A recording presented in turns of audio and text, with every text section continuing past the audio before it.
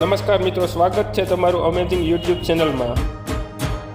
તમને તમારા વતનમાં નહીં ફાવે ને ગઢમાં નહીં ફાવે ને તો તમને ક્યાંય નહીં ફાવે।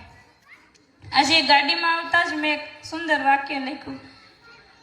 હું રાઇટર છું, હંમેશા શાંત હોઉં ને ત્યારે કંઈક ને કંઈક લખવું ગમે છે।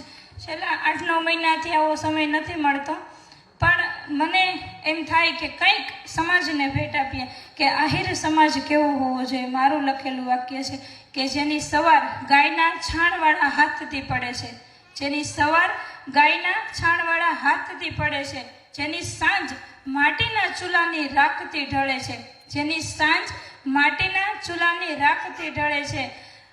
અમે ઈ આહિર સમાજ છીએ। અન્ય માટે, આગંતુક માટે અમારો ઓટલો અને અન્ય માટે અમારો રોટલો વખણાય છે। અમે ઈ આહિરત્વ છીએ।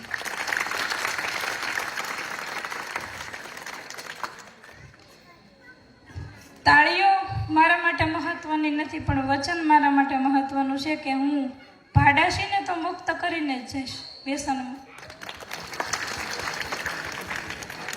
દેવત બાપાનું અનાવરણ થયું ત્યારે જેટલી ખુશી થઈ ને એટલી જ ખુશી ખીચાના પડીકાઓના જે ઉકળે ફેંકી દેવાની થવી જોઈએ।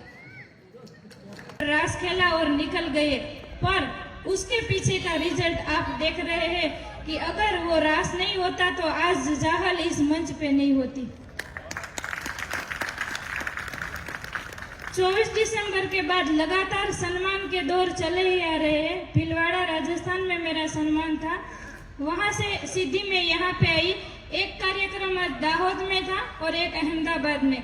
दाहोद में आहिर समाज का स्नेह मिलन था और इधर यादव समाज का। वैसे तो सब अपने ही परिवार के हैं, पर मैंने सोचा कि गुजराती आहिर समाज ने तो मुझे प्यार दिया है, सम्मान दिया है, वो तो अपने लोग हैं, आप भी अपने हैं, पर मुझे अहमदाबाद में आना है क्योंकि मुझे उस कल्चर में मिक्स होना है जिसके बारे में मुझे इतनी जानकारी नहीं है।